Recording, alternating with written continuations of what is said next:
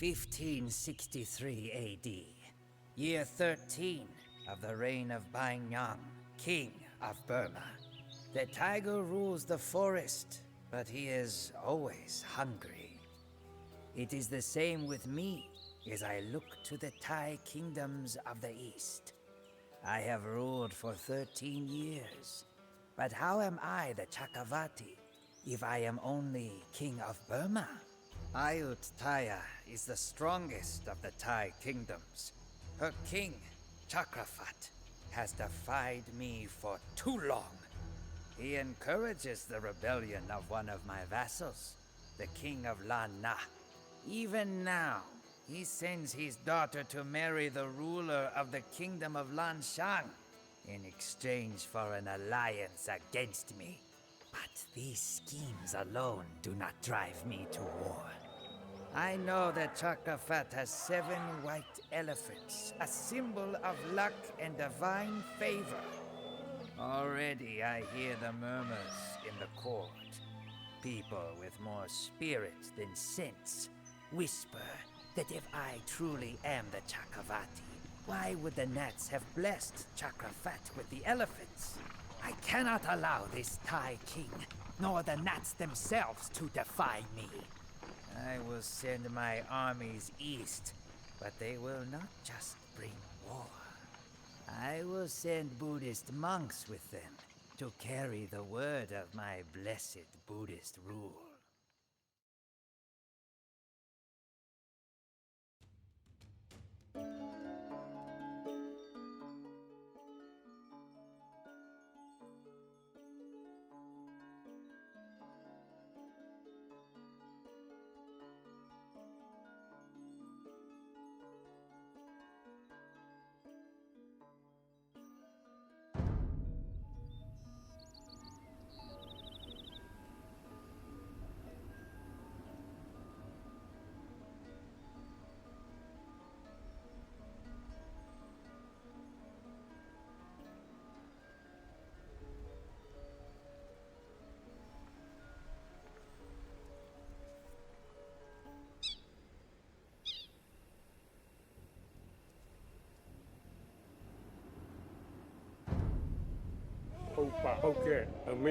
Bring the relics of the Buddha to each city to demonstrate my devotion.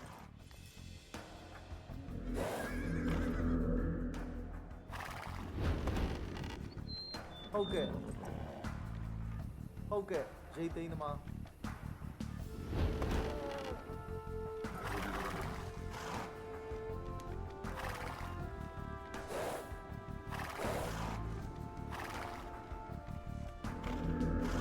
Okay, အမိန့်တော်ပေးပါနားလည်ပါဟုတ်ကဲ့ဘုရားချက်ချင်းပါတန်ခါခုလှုပ်လိုက်တယ်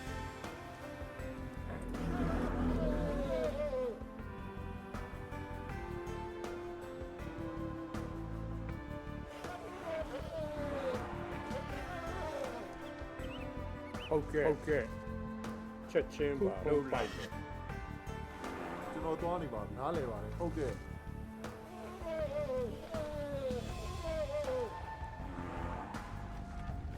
ပြောပါဟုတ်ကဲ့လှုပ်လိုက်မယ်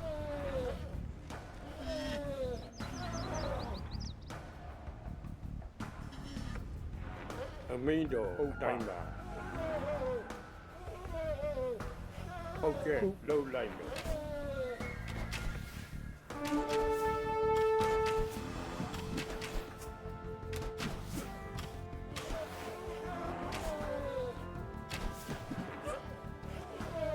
ပြောပါဟုတ်ကဲ့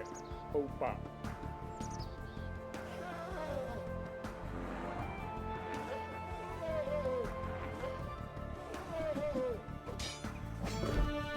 ဘုရားချက်ချင်းပါတန်ခါ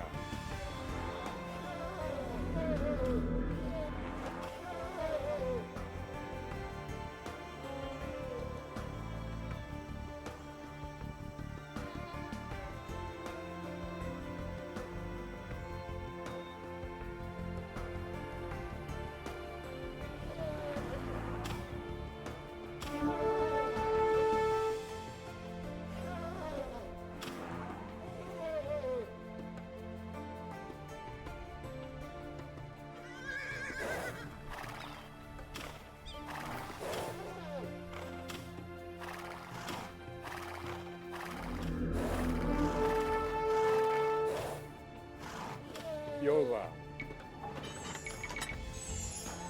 ဟုတ်ကဲ့ဟုတ်ပါအမင်းတို့လုံးလိုက်မယ်ဟုတ်ကဲ့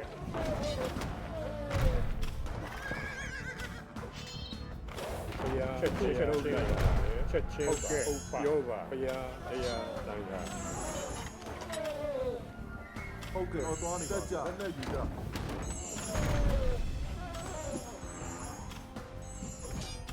ဟုတ်ကဲ့လုံးလိုက်မယ်အမင်းတို့တိုင်းပါ မိတော့ငါတို့တိုက်မယ် ဟုတ်ကဲ့ မိပြီးပါ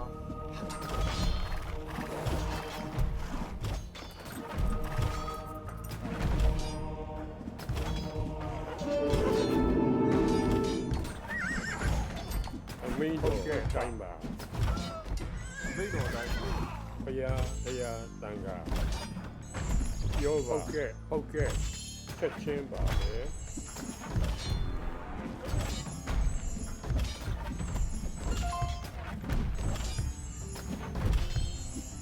ဘုရားတရားတန်ခါ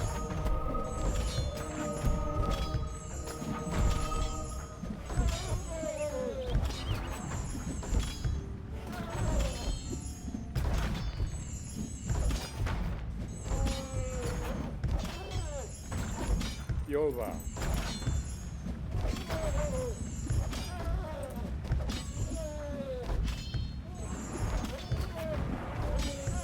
ဟုတ်ကဲ့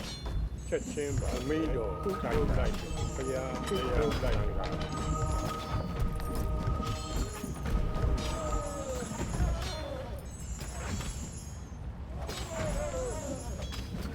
ပြောပါအမင်းတို့တိုင်းပါဟုတ်ကဲ့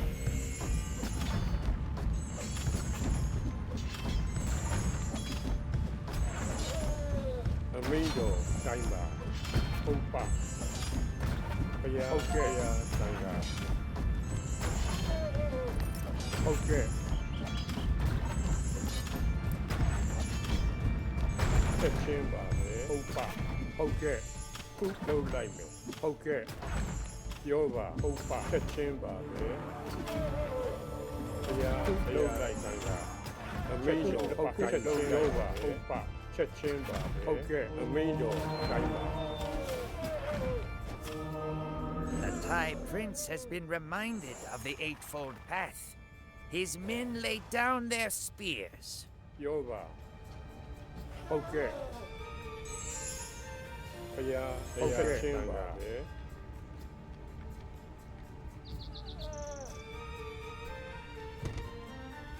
အမင်းတို့အတိုင်းပါဟုတ်ပါဟုတ်ကဲ့ဟုတ်ကဲ့လုံးလိုက်မယ်ပြောပါခုလုံးလိုက်မယ်ဟုတ်ကဲ့ချက်ချင်းပါချက်ချင်းပါချက်ချင်း မိပြီးပါနားလေပါ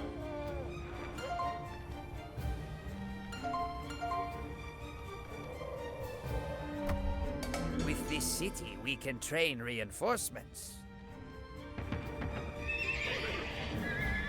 အစ်စ်ပဲ အသက်ပဲဟေး ရိတ်သိမ်းသမား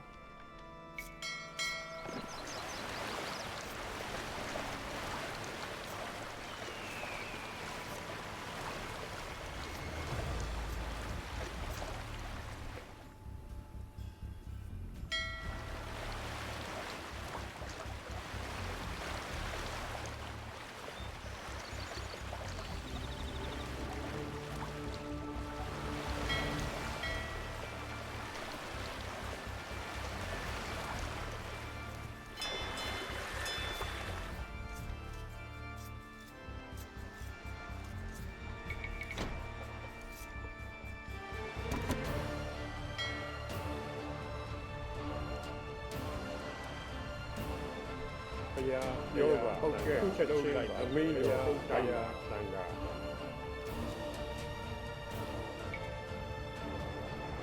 ဟုတ်ကဲ့ခုလုံးလိုက်မယ်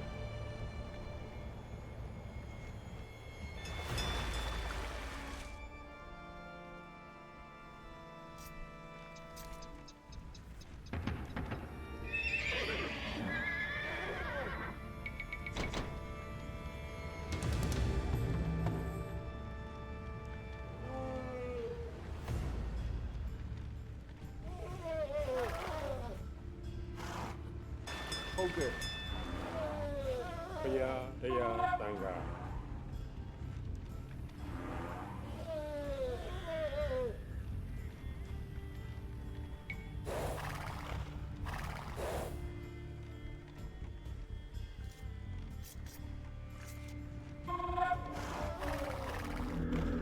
မိန်တော်ကျွန်တော်သွားနေပါပြီကျွန်တော်သွားနေပါပြီ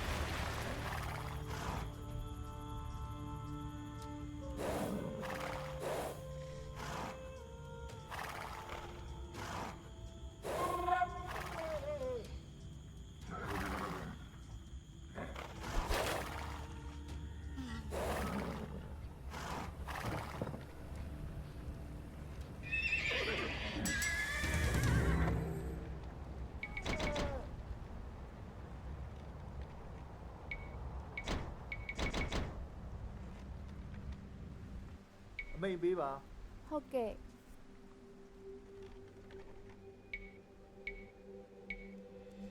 ရိတ်သိမ်းသမား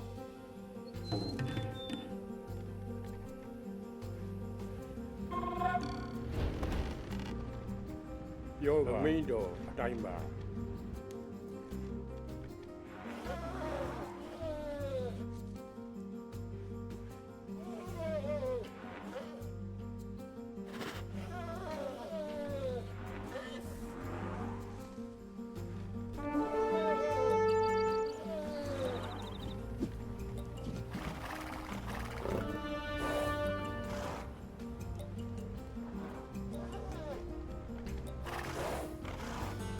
We have recovered the spoils of bandits. We will make good use of this treasure.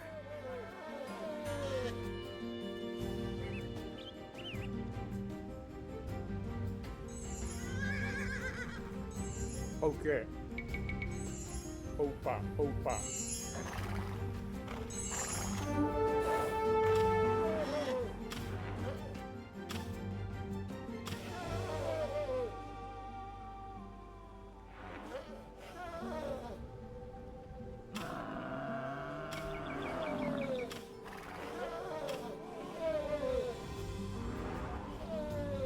ပြောပါ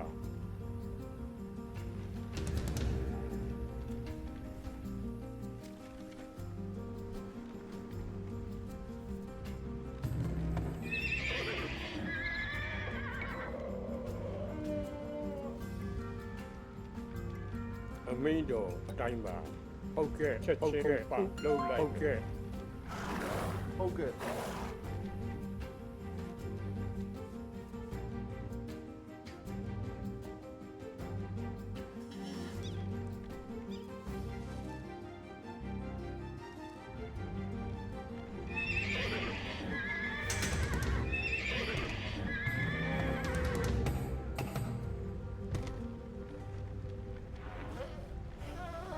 ဘုရားချက်ချင်းပါလှုပ်လိုက်မယ်ဟုတ်ပါဟုတ်ကဲ့ချက်ချင်းပါလှုပ်လိုက်မယ်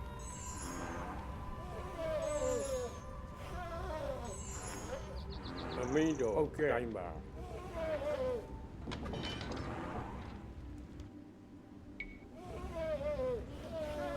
ပြောပါဟုတ်ကဲ့ခုလှုပ်လိုက်မယ်ဘုရားချက်ချင်းပါတန်ခါ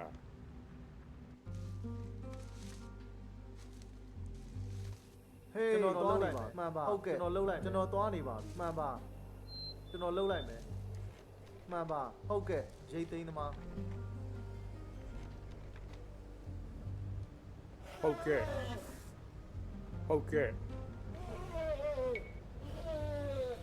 ဘုရားတရားလှုပ်ချက်ချင်းပါပဲ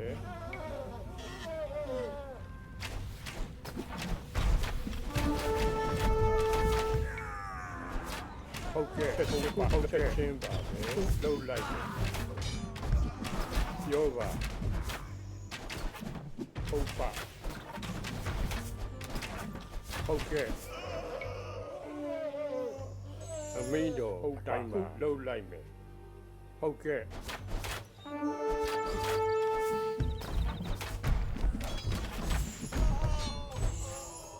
ဘုရားတရားချက်ချင်းပါပဲ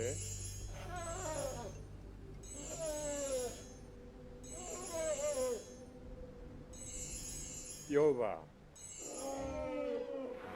ဟုတ်ကဲ့လှုပ်လိုက်မယ်အမင်းတော်ဟုတ်ကဲ့တိုင်းပါ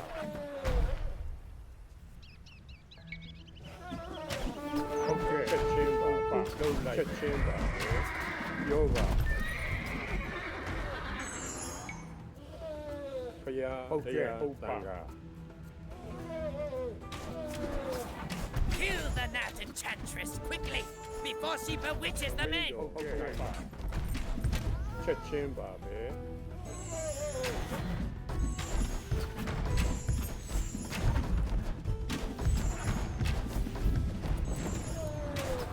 ဟုတ်ကဲ့ချက်ချင်းပါဟုတ်ပါဟုတ်ကဲ့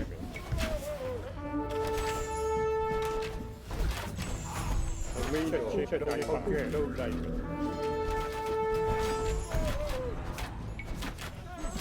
ယောဂချက်ချင်းပါပဲသူ့လှုပ်လိုက်မယ်ဟုတ်ကဲ့ဟုတ်ပါသူ့လှုပ်လိုက်မယ်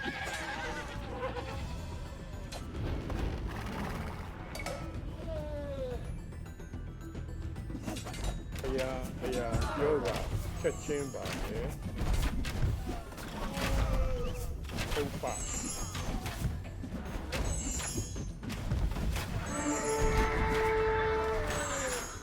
ဖယားတန်ခါအမင်းတော်ဟုတ်ကဲ့ချင်းပါပဲဟုတ်ပါခုလှုပ်လိုက်မယ်ဟုတ်ကဲ့ယောဂအမင်းတော်တိုင်းပါ မိတ်ပေးပါ ဖယားတန်ခါဟုတ်ကဲ့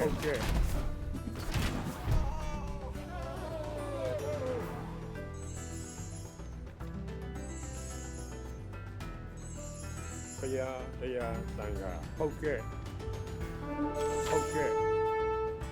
ချက်ချင်းလှုပ်လိုက်ချင်းပါပဲပြောပါဟုတ်ကဲ့ဟုတ်ပါ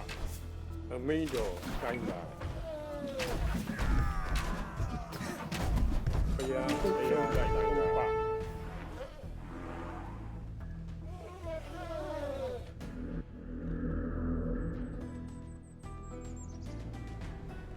ကျွန်တော်သွားနေပါဟုတ်ကဲ့ကျွန်တော်သွားနေပါပြီဟုတ်ကဲ့နားလဲပါတယ်လက်နဲ့ယူကြ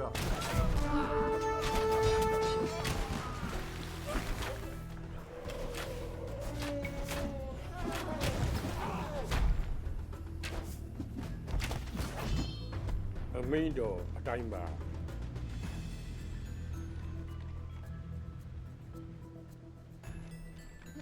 အမိန်ပေးပါဟုတ်ကဲ့ရိတ်သိမ်သမား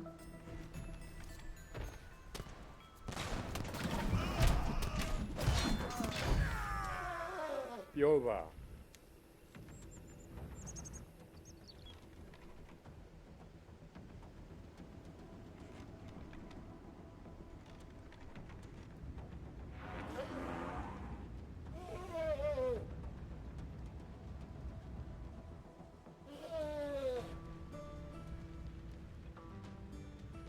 ဟုတ်ကဲ့ခုလှုပ်လိုက်ပါ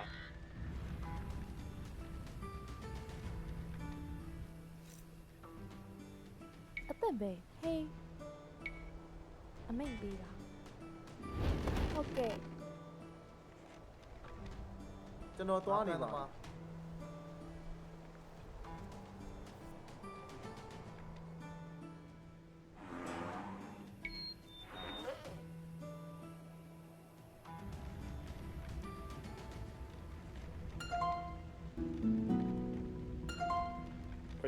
ဖယားတန်ခါချက်ချင်းဟုတ်ကဲ့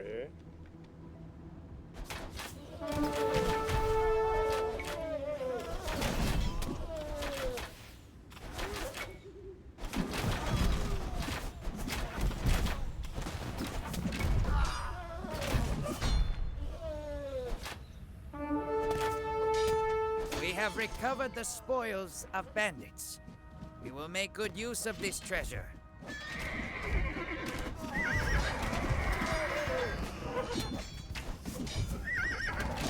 Yoga,ချက်ချင်းပါ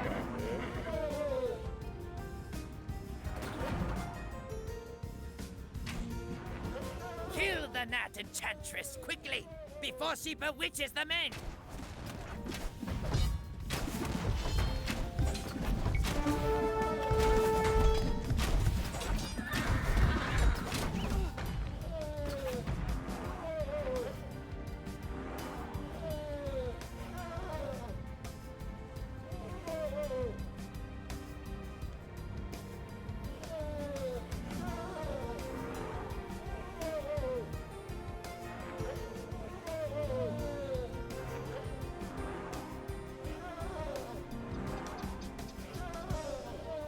ကဲ့ဟုတ်ကဲ့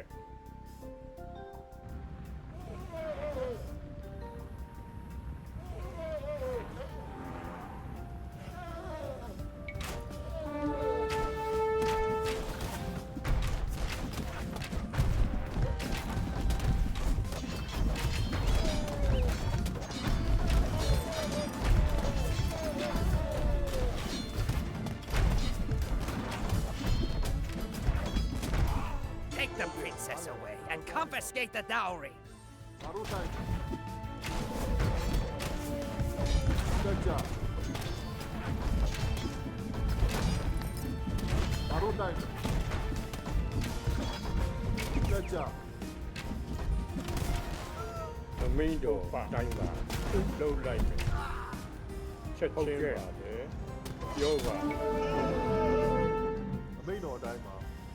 ဟုတ်ကဲ့နားလည်ကျွန်တော်သွားနေပါပြီ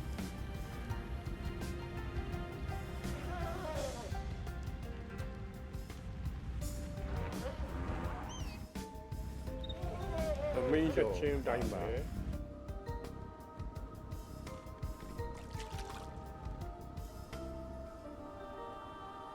ခုလှုပ်လိုက်မယ်ဟုတ်ကဲ့ဟုတ်ကဲ့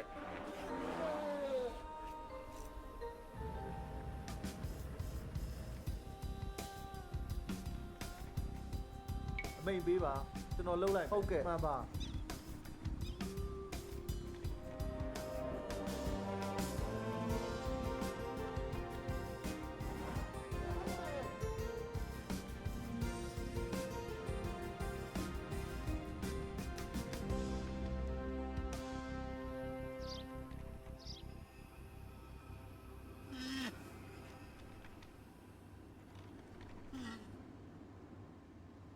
မဟုတ်ဆိုး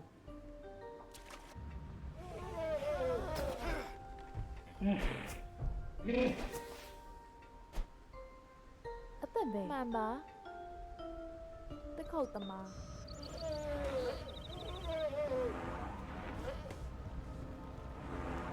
ဘုရားဘုရားတန်ခါခုလှုပ်လိုက်မယ်ဟုတ်ပါ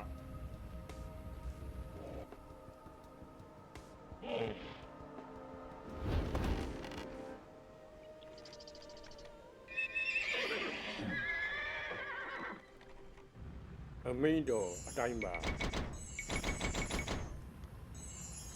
အမိန်ပေးပါ ဟုတ်ကဲ့ပြောပါဘုရားတရားတန်ခါဟုတ်ကဲ့ချက်ချင်းပါပဲလှုပ်လိုက်မယ်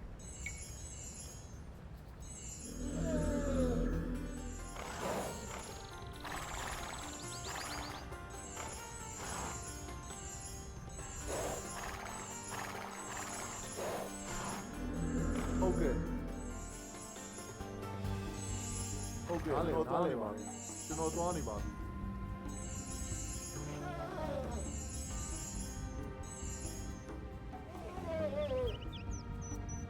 အမိန်တော်အတိုင်းပါ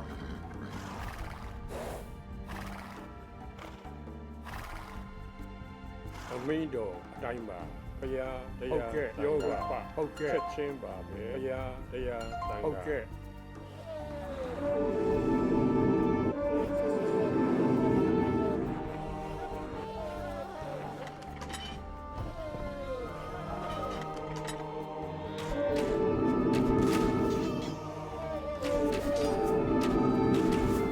ပြောပါချက်ချင်းပါပဲ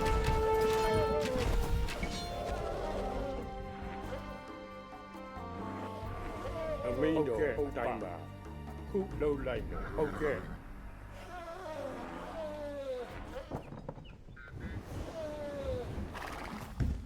ပြောပါ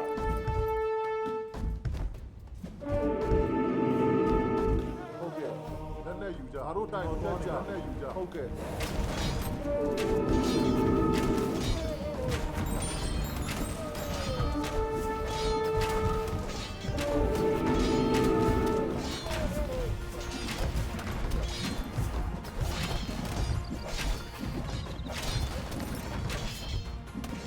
ဟုတ်ကဲ့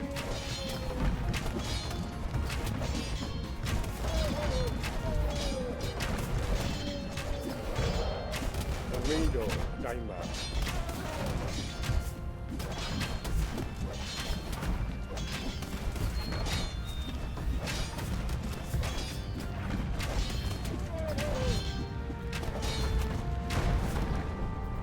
ဘုရားတရားဟုတ်ပါကချက်ချင်းပါဟုတ်ကဲ့ချက်ချင်းကဲ့သူ့လုံးလိုက်ပါချက်ချင်းပါမင်းတော်တိုင်းလုံးလိုက်ဘုရားတရားဟုတ်ကဲ့ချင်းပါသူ့လုံးလိုက်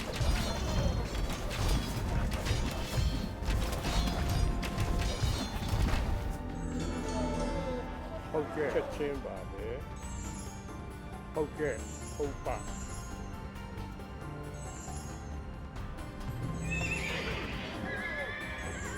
ယောဂဘုရားပါယောဂက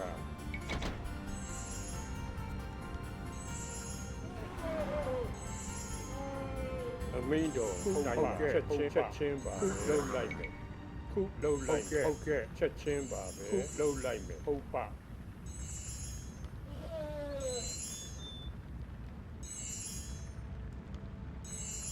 ဟုတ်ကဲ့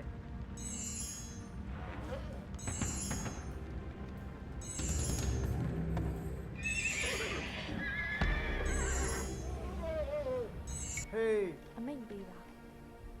ကျွန်တော်သွားနေပါ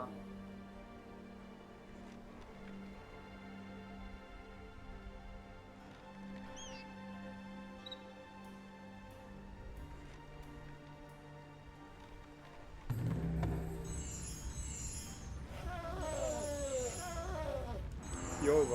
ခုလုံးလိုက်မယ်ချက်ချင်းပါပဲ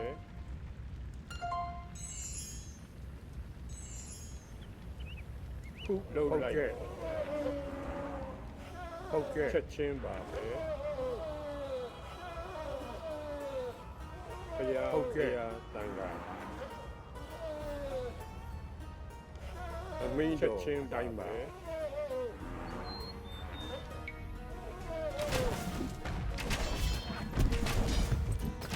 ဟုတ်ကဲ့ဟုတ်ပါခုလုံးလိုက်ဘုရားဘုရားတန်ခါအမင်းတော်တိုင်းပါ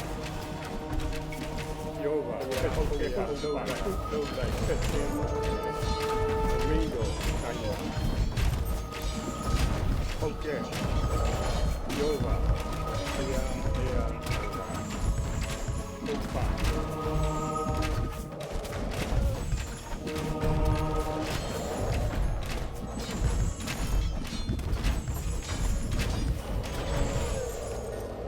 ချက်ချင်းပါပဲဟုတ်ကဲ့ခုလုံးလိုက်မယ်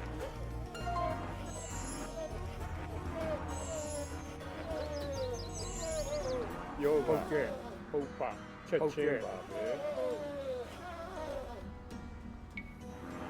Kill the gnat enchantress quickly before she bewitches the men.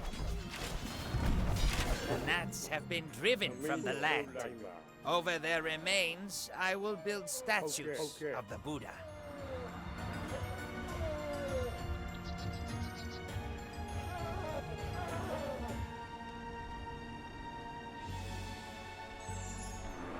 ဘုရားတရားတန်ခါ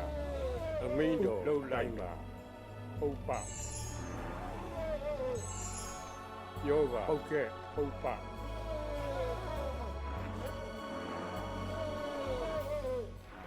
အမင်းတော်လုံးလိုက်ပါဟုတ်ပါချက်ချင်းပါပဲဟုတ်ကဲ့ပါဟုတ်ကဲ့ချက်ချင်းပါပဲ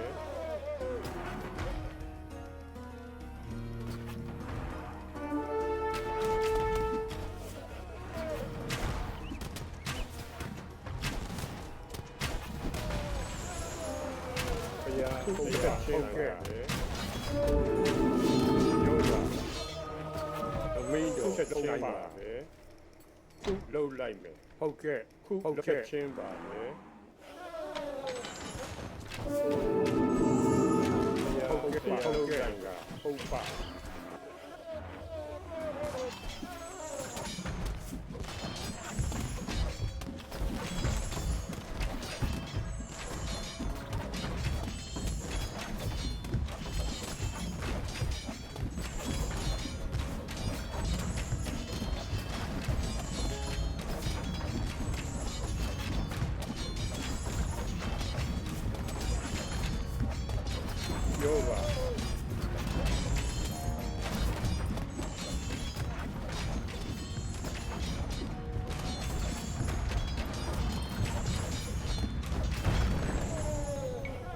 ကဲ့ချက်ချင်းပါပဲ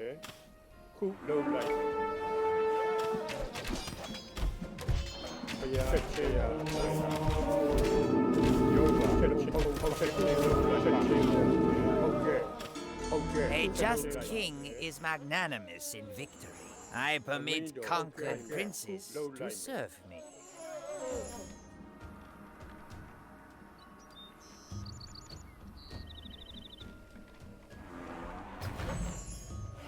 ယောဂဘု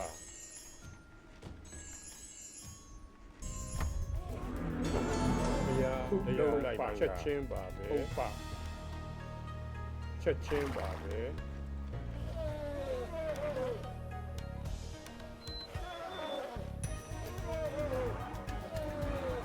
အမင်းတို့လုံးလိုက်ဟုတ်ကဲ့ခုလုံးလိုက်မယ်ချက်ချင်းပါဟုတ်ကဲ့ဟုတ်ပါချက်ချင်းပါပဲခုလုံးလိုက်မယ်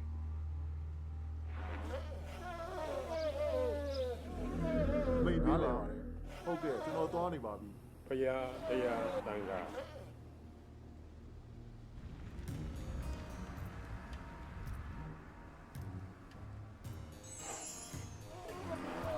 အမင်းတော်အတိုင်းပါဟုတ်ကဲ့ချက်ချင်းပါဟုတ်ချက်ချင်းဟုတ်ကဲ့ခုချက်ချင်းပါပဲ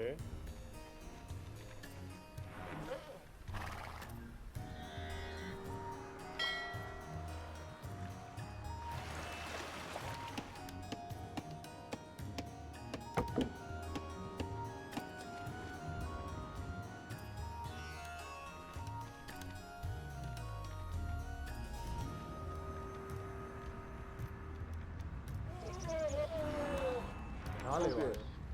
တက်ကြနားလေတော့သွားနေပါပြီဟုတ်ကဲ့အမိန့်တော်အတိုင်းပါဟုတ်ကဲ့ကျွန်တော်ဟုတ်ကဲ့ အမင်းတော်ချက်ချင်းပါပဲခုလုံးလိုက်ဟုတ်ကဲ့ဟုတ်ကဲ့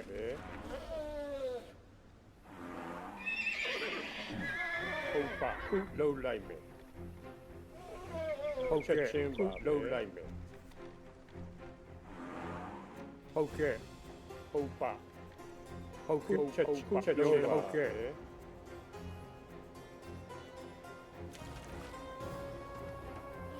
ဘုရားချက်ချင်းရတန်ခါ မိတ်ပေးပါ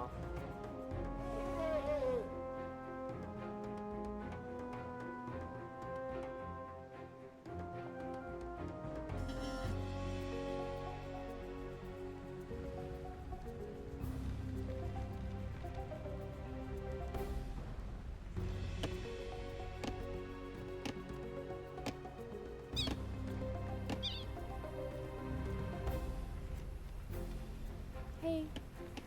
ငါဖန်သမား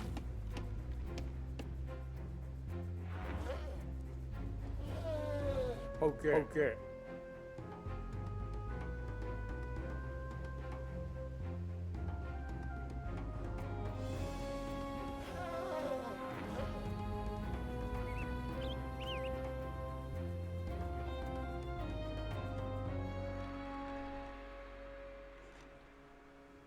ဘုရားတန်ခါလှုပ်လိုက်မယ်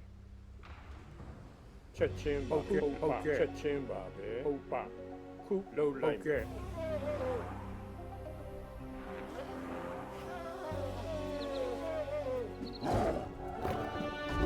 ယောဂခုလှုပ်ချက်ချင်းဟုတ်ကဲ့အမင်းတော်တိုင်းပါဟုတ်ကဲ့ We have recovered the spoils of bandits. We will make good use of this treasure. ဟုတ်ကဲ့ဟုတ်ပါ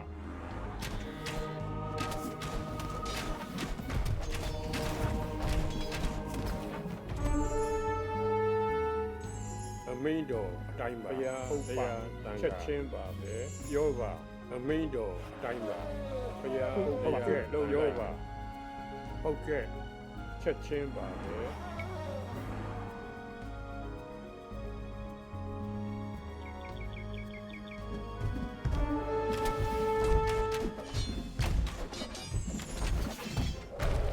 ဟုတ်ကဲ့ဟုတ်ပါ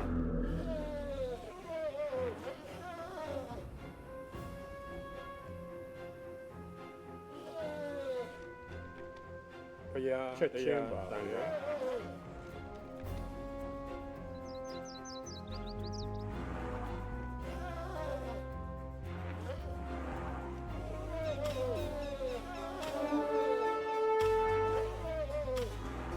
ဟုတ်ကဲ့ခုလှုပ်လိုက်မယ် အမိန်တော်အတိုင်းမှာနားလဲပါလေကျွန်တော်သွားနေငါတို့တိုက်မယ် အမိန်တော်တိုင်းပါယောဂဟုတ်ကဲ့ဥပ္ပ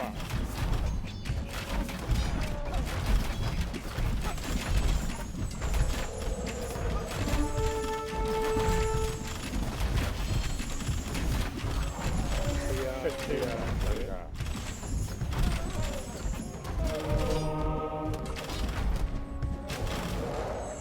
မင်းတို့ဟုတ်ကဲ့ဟုတ်ကဲ့ဆက်ချင်းပါပဲပြောပါလှုပ်လိုက်မယ်ဟုတ်ကဲ့ဟုတ်ကဲ့ချင်းပါ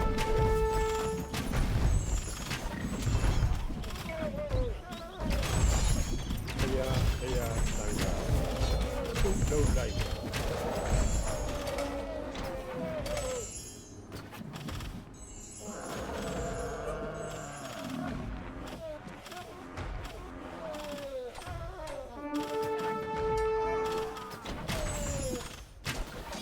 မိတ်ပြီးပါ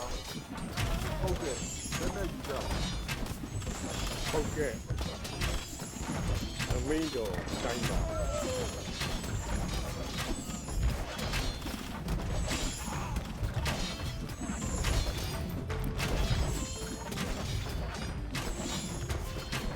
ယောဂပါဟုတ်ကဲ့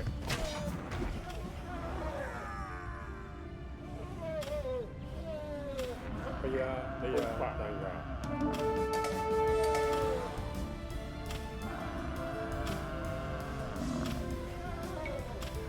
အမင်းတို့တိုင်းပါဟုတ်တော့ချက်ချင်းလို့တိုက်တယ်ဟုတ်ကဲ့ My enemies bow before ယော me. ဂ I am the white elephant carrying peace and good fortune over the earth. I am the Chakravati.